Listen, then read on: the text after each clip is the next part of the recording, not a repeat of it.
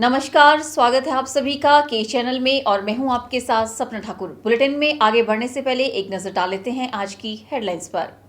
Headlines powered by के news साप्ताहिक समाचार पत्र जो रखे आपको आगे। को स्पॉन्सर्ड बाय स्वर्ण आभा ज्वेलर्स जो दे 100% शुद्धता की गारंटी और ब्लूमिंग वैली जो आपके अपनों तक पहुंचाए आपका प्यार। नहीं रहे पूर्व शिक्षा मंत्री आईडी धीमान का निधन होने से भाजपा के गलियारों में दौड़ी शोक की लहर। प्रधानमंत्री बागवानी योजना का लाभ उठाएं बागवान। सांसद रामसूर शर्मा ने बाई चौकी में बागवानों से किया आग्रह। कहा, इस योजना के तहत बागवानों को बांटे जा रहे हैं फलदार पौधे। कमांद गोलीकांड मामला, सीटू के 2 नेताओं को मिली जमानत। हत्या और साजिश के रचने के आरोप में बीते 15 महीनों से बंद थे जेल में। और स्कोडी पुल से नहीं हटे फड़ी वाले, नगर परिषद ने इस बाबत जिला प्रशासन को किया सूचित। अब प्रशासन के आगामी आदेशों के आधार पर होगी कार्रवाई। केंद्र सरकार ने प्रदेश के लिए 1200 करोड़ की प्रधानमंत्री बागवानी योजना मंजूर की है, जिसके तहत प्रदेश के बागवानों को फलदार पौधे बांटे जा रहे हैं। ये जानकारी सांसद रामसूर शर्मा ने बारी चौकी क्षेत्र का दौरा करने के दौरान उपस्थित किसानों और बागवानों को संबोधित करते हुए दी। सांसद रामसूर शर्मा ने बताया कि प्रदेश का बागवानी के लिहाज से अपना एक विशेष महत्व है। यहाँ के बागवान उन्नति के पथ पर अग्रसर हो सके, इसके लिए केंद्र सरकार पूरी तरह से प्रयासरत है। उन्होंने बताया कि पहले किसानों बागवानों के लिए प्रधानमंत्री सिंचाई योजना की शुरुआत की गई थी और अब प्रधानमंत्री बागवानी योजना को शुरू किया गया है। उन्होंने बताया कि प्रदेश को इस योजना के तहत 1200 करोड़ की धनराशि मिली है। उन्होंने उपस्थित बागवानों से आह्वान किया कि वे अपने नजदीकी बागवानी केंद्र में जाकर फलदार पौधे प्राप्त करें और उन्हें अपने बागानों में लगाकर इस योजना का लाभ उठाएं। हम न्यूजीलैंड की बात करते हैं, हम इजराइल की बात करते हैं, वहाँ सेब निर्यात करने में वो देश अग्रणी भूमिका निभा रहे हैं। तो माननीय प्रधानमंत्री ने नई बागवानी योजना, उनको पता था हिमाचल में अच्छे सेब होंगे, अच्छी फसल होगी, तो 1200 करोड़ की एक बागवानी योजना हिमाचल के लिए सैंक्शन की है। आज बागवानों को सस्ते मूल्य पर सेब के, अनार के, आम के वो जो पौधे हैं वो दिए जा रहे हैं सस्ते मूल्य पर, ताकि हमारे बागवान उनको लगाकर हम विश्व का मुकाबला कर सके, हम न्यूजीलैंड का मुकाबला कर सके। और आज वो योजना हिमाचल सरकार ने लागू की है और मुझे विश्वास है कि हमारे यहाँ के स्थानीय बागवान इस योजना का फायदा लेंगे, यहाँ के किसान प्रधानमंत्री सिंचाई योजना का फायदा लेंगे। इस दौरान उन्होंने इलाके के विकास के लिए 1.5 लाख की राशि सांसद निधि से देने का ऐलान भी किया। ब्यूरो रिपोर्ट के चैनल। प्रदेश सरकार जनहित की नीतियों को जनता के बीच ले जाने के लिए कार्यक्रमों का आयोजन कर रही है, जिसके तहत पंचायत एक विकास अनेक कार्यक्रम की शुरुआत की गई है। ये बात कांग्रेस जिला अध्यक्ष नरेश ठाकुर ने हमीरपुर में आयोजित बैठक के दौरान कही। हमीरपुर में ब्लॉक कांग्रेस द्वारा बैठक का आयोजन किया गया। बैठक में पार्टी को मजबूत बनाने और आगामी चुनावों को लेकर रणनीति बनाई गई। इस मौके पर कांग्रेस जिला अध्यक्ष नरेश ठाकुर ने केंद्र सरकार पर निशाना साधते हुए कहा कि केंद्र सरकार ने लोगों को छलने का प्रयास किया है। उन्होंने बताया कि कांग्रेस समय समय पर देश हित के लिए कार्यक्रम का आयोजन करती है। पहले मोदी के बोल जुमलों के ढोल कार्यक्रम का आयोजन किया गया, जो कि सफल रहा, और अब पंचायत एक विकास अनेक नाम से कार्यक्रम प्रदेश में प्रदेशाध्यक्ष के नेतृत्व में किया जा रहा है, जिस पर पार्टी मजबूत होगी। नरेश ठाकुर ने बताया कि इस कार्यक्रम के द्वारा प्रदेश सरकार की जनहित की नीतियां और कार्यक्रम को जनता के बीच लेकर जाएंगे। आज ब्लॉक कांग्रेस कमेटी हमीरपुर की बैठक का आयोजन किया गया और उसका जो मुख्य उद्देश्य है, आने वाले विधानसभा चुनाव में 2017 के जो आने वाले विधानसभा चुनाव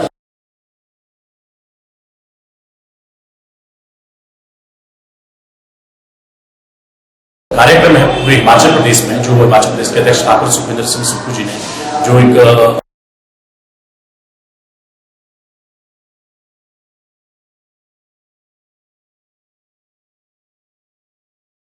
पंचायत एक विकास अनेक का कार्यक्रम शुरू किया जा रहा है और उसी के तहत आज ये रूपरेखा तय की जा रही है इस बैठक के अंदर कि किस तरह से उसका जो बैठक में पूर्व विधायक कुलदीप पठानिया, ब्लॉक अध्यक्ष सुनील कुमार, सुक्रांत भाटिया, अनिल श्याम व ब्लॉक के सभी पदाधिकारी और कांग्रेस के कार्यकर्ता मौजूद रहे। के चैनल के लिए हमीरपुर से नवनीत पत्ता की रिपोर्ट। 20 जून 2015 को आईआईटी कमांद में हुए गोलीकांड मामले में सीटू के 2 नेताओं को हाईकोर्ट ने जमानत दे दी है। दोनों को 1-1 लाख के निजी मुचलके पर जमानत मिली है। सीटू के जिला उपाध्यक्ष परसराम और महासचिव राजेश शर्मा बीती 13 अगस्त 2015 से मंडी की सब जेल में बंद थे। इन पर हत्या और साजिश रचने का आरोप है। इन दोनों नेताओं व ठेकेदार नंदलाल पर किसी भी गवाह ने सीधी भागीदारी होने की बात नहीं स्वीकारी है, जिसके आधार पर हाईकोर्ट ने इन्हें जमानत दी है। वहीं सीटू के जिलाध्यक्ष भूपेंद्र सिंह ने परसराम और राजेश शर्मा की जमानत के फैसले का स्वागत किया है। भूपेंद्र सिंह का कहना है कि इन नेताओं पर झूठा मुकदमा दर्ज किया गया है। आईआईटी कमांद में जो एक हिंसा हुई थी, उसके एक झूठे केस में पुलिस ने उनको नामजद किया था। साथ ही परसराम और राजेश शर्मा, उनको जो हमारा हिमाचल प्रदेश उच्च न्यायालय है उसने 10 तारीख को रिहाई के आदेश जारी किए हैं, जिससे साबित होता है और जो हमारी पार्टी लगातार कह रही थी कि जो आईआईटी में जो हिंसा हुई है उसमें जो झूठे तौर पे हमारे नेताओं को फंसाया गया है, हम माननीय उच्च न्यायालय के इस फैसले का स्वागत करते हैं। गौर रहे कि 20 जून 2015 को आईआईटी कमांद में मजदूरों के प्रदर्शन के दौरान गोली चलने के बाद दंगा भड़क गया था। इसमें ठेकेदार के 4 युवकों को भीड़ ने पीट-पीट मौत के घाट उतार दिया था। हादसे के 2 महीने बाद पुलिस ने 16 लोगों को हिरासत में लिया था, जिसमें 2 महिलाएं भी शामिल थी।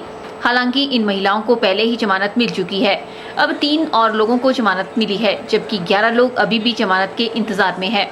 तीसरा शख्स ठेकेदार नंदलाल है। सीटू के जिलाध्यक्ष भूपेंद्र सिंह को उम्मीद है कि हाईकोर्ट से जल्द ही इन्हें भी जमानत मिल जाएगी। और ऐसा हमारा ये मानना है कि जो बाकी लोग भी जो नामजद उसमें किए गए हैं वो झूठे तौर पे है। हमें उम्मीद है कि माननीय उच्च न्यायालय बाकी लोगों को भी जल्दी ही अग्रिम जो जमानत है वो देगा, और जो साथी जो मजदूरों की लड़ाई लड़ते रहे हैं, उनकी हकों की जो समस्याएं वहाँ मजदूरों को होती है, वो जो लड़ाई है वो आने वाले समय में और जो तेज होगी। बता दें कि इन्हें जमानत जरूर मिली है, लेकिन मंडी की अदालत में इन पर चल रहा मुकदमा अभी भी जारी है। ब्यूरो रिपोर्ट, के चैनल, मंडी। मंडी शहर के स्कोडी पुल पर रोजी रोटी कमाने के लिए बैठे फड़ी वालों को मंगलवार को वहां से हटाने का प्रयास किया गया, लेकिन फड़ी वाले वहां से हटने को तैयार नहीं हुए। नतीजतन अब मामला जिला प्रशासन के पास पहुंच गया है, जहां से आगामी आदेशों का इंतजार हो रहा है। सीटू के जिलाध्यक्ष भूपेंद्र सिंह ने बताया कि मंडी शहर में टाउन एंड बेंडिंग एक्ट को लागू नहीं करके रेडी फड़ी वालों को परेशान किया जा रहा है। उन्होंने बताया कि इस बारे में जल्द ही न्यायालय का दरवाजा खटखटाया जाएगा।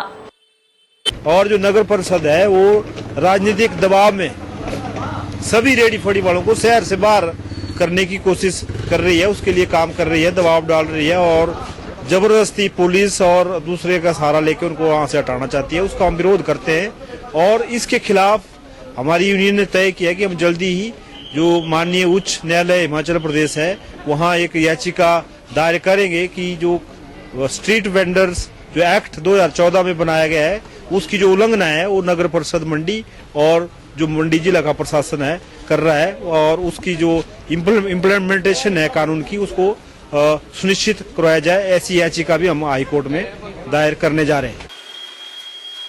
वहीं नगर परिषद मंडी की कार्यकारी अधिकारी उर्वशी वालिया ने बताया कि फड़ी वालों के पुल से न हटने के बारे में प्रशासन को सूचित कर दिया गया है। वहां से आगामी आदेशों का इंतजार किया जा रहा है। उन्होंने बताया कि जो निर्माण कार्य शुरू हुआ है वह जारी रहेगा।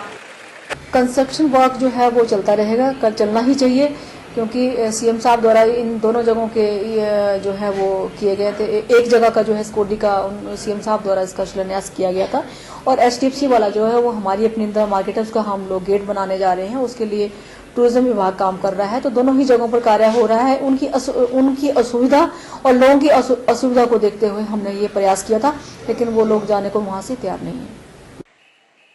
बता दें कि स्कोडी पुल के पास राउंड चौक का निर्माण होना है और इसी के चलते नगर परिषद इस पुल पर बैठे फड़ी वालों को यहां से हटाकर किसी दूसरे स्थान पर शिफ्ट करने जा रही है, लेकिन जो स्थान फड़ी वालों को दिया जा रहा है वे इन्हें मंजूर नहीं है। यही कारण है कि मंगलवार को नगर परिषद के कर्मचारी पुलिस दल के साथ इन्हें हटाने के लिए पहुंचे, लेकिन भारी विरोध के चलते फड़ी वालों ने वहां से जाने से साफ इंकार कर दिया। ब्यूरो रिपोर्ट, के चैनल, मंडी। यहाँ रुकते हैं एक छोटे से ब्रेक के लिए। ब्रेक के बाद भी खबरों का सिलसिला यूं ही जारी रहेगा। आप बने रहिए के चैनल के साथ।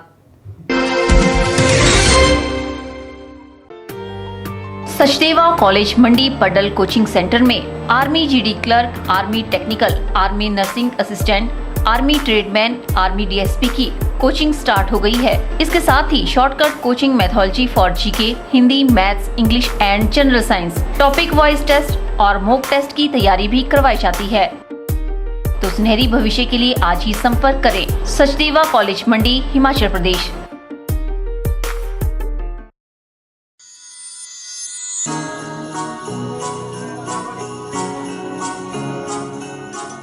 बृंदा ज्वेलर्स, सोने व चांदी में एक विश्वसनीय स्थान।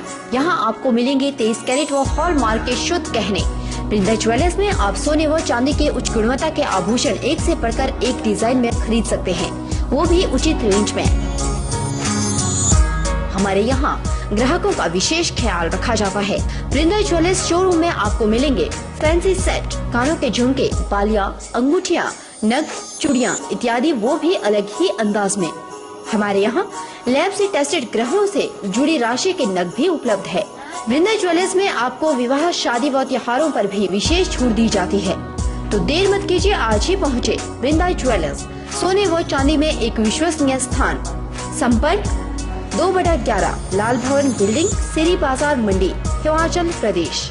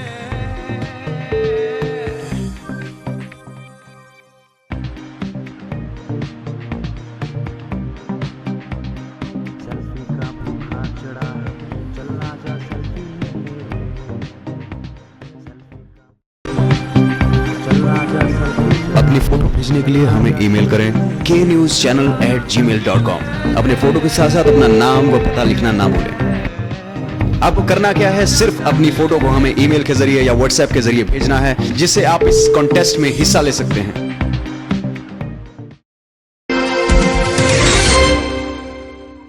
इसे प्रदेश का सौभाग्य माना जाएगा कि देश भर में जिन 8 क्लस्टर यूनिवर्सिटियों की शुरुआत होनी है, उनमें एक नाम हिमाचल प्रदेश का भी है। वल्लभ कॉलेज को इस संदर्भ में अधिसूचना जारी कर दी गई है। वल्लभ कॉलेज के प्राचार्य डॉक्टर अशोक अवस्थी ने बताया कि मंडी में खुलने जा रही क्लस्टर यूनिवर्सिटी के साथ आसपास के करीब 100 कॉलेजों को जोड़ा जाना है और इससे हिमाचल प्रदेश विश्वविद्यालय पर पड़ रहे अतिरिक्त बोझ को कम करने का प्रयास किया जाएगा। 2-3 दिन पहले एजुकेशन डिपार्टमेंट से एक मेल इस महाविद्यालय को फॉरवर्ड हुई है, जो कि HRD मिनिस्ट्री से एजुकेशन डिपार्टमेंट को आई हुई है, जिसके तहत जो क्लस्टर यूनिवर्सिटी का जो कंसेप्ट है, जो कवायद बहुत दिनों से चली हुई थी और जो एक वो शायद वो जो कंसेप्ट है अब वो साकार हो चुका है और इसमें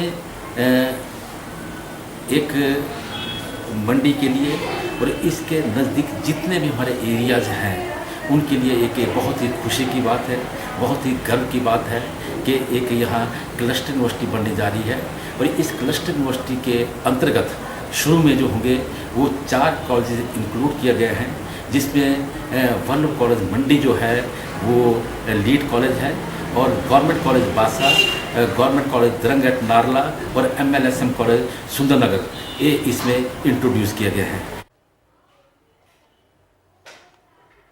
बीड बिलिंग में आयोजित पैराग्लाइडिंग एक्यूरेंसी प्रतियोगिता संपन्न हो गई। प्रतियोगिता का कप कमल कुमार उर्फ गोली ने जीतकर न केवल भारत का बल्कि हिमाचल के बीड का नाम भी रोशन किया है। इसके साथ ही दूसरे व तीसरे स्थान पर भी भारतीय पायलटों का दबदबा रहा। प्रतियोगिता के लिए फाइनल टास्क के लिए 10:30 बजे पहली विंडो ओपन की गई तथा चौथे टास्क के लिए 1:30 पर विंडो ओपन की गई।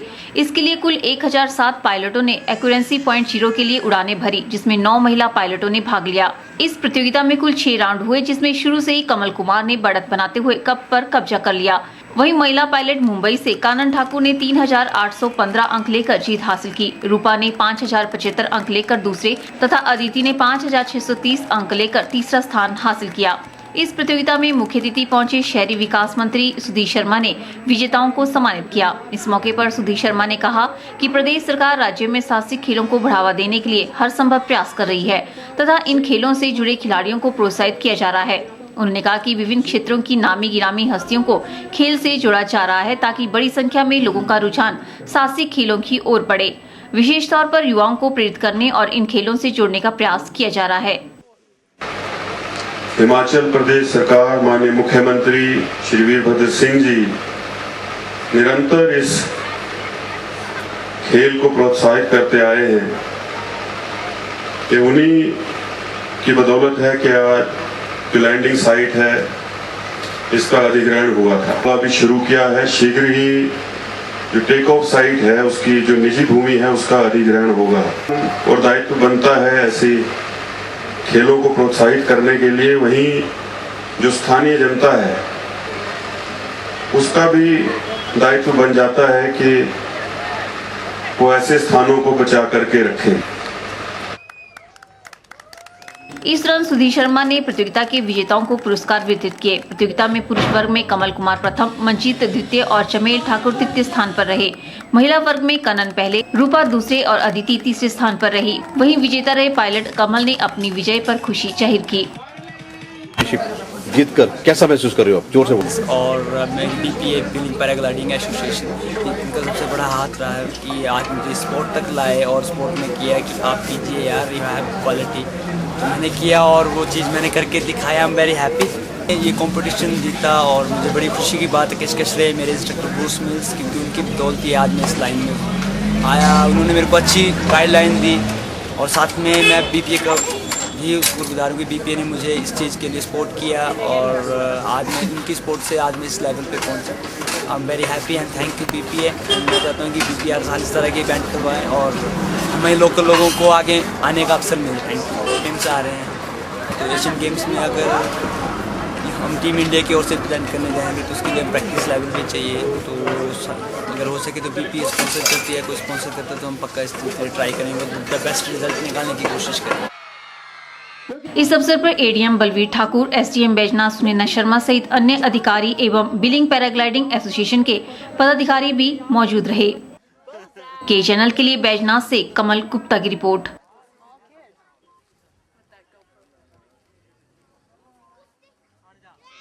फिलहाल के चैनल में वक्त हो चला है एक और ब्रेक का। आप बने रहिए हमारे साथ।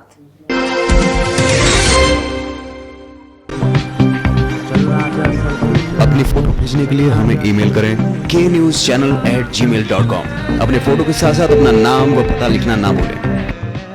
आपको करना क्या है, सिर्फ अपनी फोटो को हमें ईमेल के जरिए या व्हाट्सएप के जरिए भेजना है, जिससे आप इस कॉन्टेस्ट में हिस्सा ले सकते हैं। स्वच्छ व खुले वातावरण में सड़क सुविधा के साथ जेल चौक के पास बिकाऊ है 6 कमरों का सेट। इच्छुक व्यक्ति संपर्क करें 9817677960 या फिर 9817456016।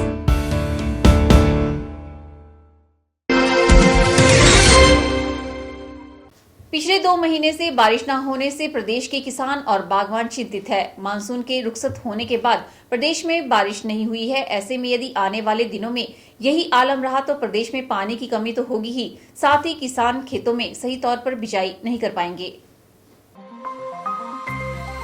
रबी की फसल की बिजाई का समय बीत रहा है, लेकिन बारिश न होने से किसान समय समय पर बिजाई नहीं कर पा रहे हैं। विशेष रूप से समय पर गेहूं की बिजाई न होने से किसान अधिक परेशान है। प्रदेश में अक्टूबर माह के आखिरी व नवंबर माह के पहले सप्ताह में गेहूं की बिजाई के लिए उत्तम समय बताया गया है। मौसम विभाग की माने तो 20 नवंबर तक अभी बारिश के कोई आसार नहीं है। ऐसे में बारिश न होने के कारण अगले 5 दिनों में भी गेहूं की बिजाई संभव नहीं हो सकती। बिजाई में जितनी अधिक देर होगी उतना ही इसका असर उत्पादन पर नजर आएगा। गैर सिंचित क्षेत्रों में यह दिक्कत सबसे अधिक है। मौसम विभाग के बारिश के आंकड़े पर गौर करें तो पहले तो प्रदेश में मानसून की सामान्य से कम वर्षा। सितंबर के पहले सप्ताह से प्रदेश में अभी तक अच्छी बारिश नहीं हुई है। अक्टूबर माह में प्रदेश में सामान्य 87% कम बारिश हुई है। इसी तरह से नवंबर माह में भी अभी तक सामान्य से 89% कम बारिश दर्ज की गई है। ऐसे में इतने लंबे अंतराल से खेतों की नमी सूख गई है, लेकिन किसान बारिश की उम्मीद लगाए बैठे हैं। ब्यूरो रिपोर्ट, के चैनल। वल्लभ कॉलेज मंडी में राष्ट्रीय शिक्षा दिवस मनाया गया। कॉलेज परिसर में आयोजित कार्यक्रम में राष्ट्रीय शिक्षा दिवस के महत्व पर प्रकाश डाला गया। बता दें कि यह दिवस देश के पहले शिक्षा मंत्री एवं भारत रत्न से सम्मानित मौलाना अब्दुल कलाम आजाद की याद में हर वर्ष राष्ट्रीय शिक्षा दिवस के रूप में मनाया जाता है। हर वर्ष मौलाना अब्दुल कलाम आजाद की याद में उनके जन्म दिवस पर राष्ट्रीय शिक्षा दिवस मनाया जाता है। इसी कड़ी में वल्लभ कॉलेज परिसर में भी राष्ट्रीय शिक्षा दिवस पर एक कार्यक्रम का आयोजन किया गया। पहले शिक्षा मंत्री एवं भारत रत्न से सम्मानित मौलाना अब्दुल कलाम आजाद की याद में 11 नवंबर को राष्ट्रीय शिक्षा दिवस मनाया जाता है, लेकिन वल्लभ कॉलेज में चल रही परीक्षाओं को लेकर मंगलवार को कार्यक्रम का आयोजन किया गया। जैसा कि सबको मालूम है कि 11 नवंबर को नेशनल एजुकेशन डे इसलिए मनाया जाता है क्योंकि इस दिन हमारे स्वतंत्र भारत के जो पहले शिक्षा मंत्री थे हमारे मौलाना अब्दुल कलाम आजाद, उनका जन्म दिवस होता है। उनका शिक्षा के क्षेत्र में एक बहुत बड़ा योगदान रहा हुआ है। और जैसा कि हम जानते हैं कि यूनिवर्सल प्राइमरी एजुकेशन या गर्ल चाइल्ड की जो एजुकेशन है या pre and compulsory education up to 14 age, ये सारी सोच जो रही है वो उन्हीं की रही है। और उन्हीं की सोच का परिणाम है कि आज का जो हमारा जो एजुकेशन सिस्टम है उसमें वोकेशनल और जो कंपोनेंट है वो इंट्रोड्यूस किया गया है। और उन्हीं की चेयरमैनशिप के अंतर्गत जो बहुत बड़े संस्थान जैसे IIT या जो UGC जो उच्च शिक्षा को देखता है, ये सारी सोच उन्हीं की थी। तो आज महाविद्यालय में बच्चों को उनका क्या योगदान रहा शिक्षा के क्षेत्र में ये बताया गया। इस दौरान विद्यार्थियों ने अपने अपने विचार रखे। विद्यार्थियों ने शिक्षा के क्षेत्र में मौलाना अब्दुल कलाम आजाद की ओर से किए गए कार्यों पर प्रकाश डाला। At the age of 35, he became the youngest person to serve as the president of Indian National Congress. He served as the president from 1940 to 1945, during which Quit India movement was launched. He was imprisoned for 3 years with his entire Congress leadership. On 15th of August 1947, he became our first education minister. सहज ही होती पानी में, मिलते न सहज ही होती पानी में, बढ़ता गुना उत्साह इसी हैरानी में। मुट्ठी उसकी खाली हर बार नहीं होती, मुट्ठी उसकी खाली हर बार नहीं होती, कोशिश करने वालों की कभी हार नहीं होती। असफलता एक चुनौती है, स्वीकार करो। असफलता एक चुनौती है, स्वीकार करो। क्या कमी रह गई देखो और सुधार करो। बता दें कि मौलाना अब्दुल कलाम आजाद स्वतंत्र भारत के पहले शिक्षा मंत्री थे और उन्होंने 11 वर्षों तक राष्ट्र की नीति का मार्गदर्शन किया। भारत के पहले शिक्षा मंत्री बनने पर उन्होंने निशुल्क शिक्षा, भारतीय शिक्षा पद्धति, उच्च शिक्षा संस्थानों की स्थापना में अत्यधिक कार्य किया। मौलाना आजाद को ही भारतीय प्रौद्योगिकी संस्थान अर्थात IIT और विश्वविद्यालय अनुदान आयोग की स्थापना का श्रेय है। कैमरा पर्सन युगल के साथ ब्यूरो रिपोर्ट के चैनल मंडी।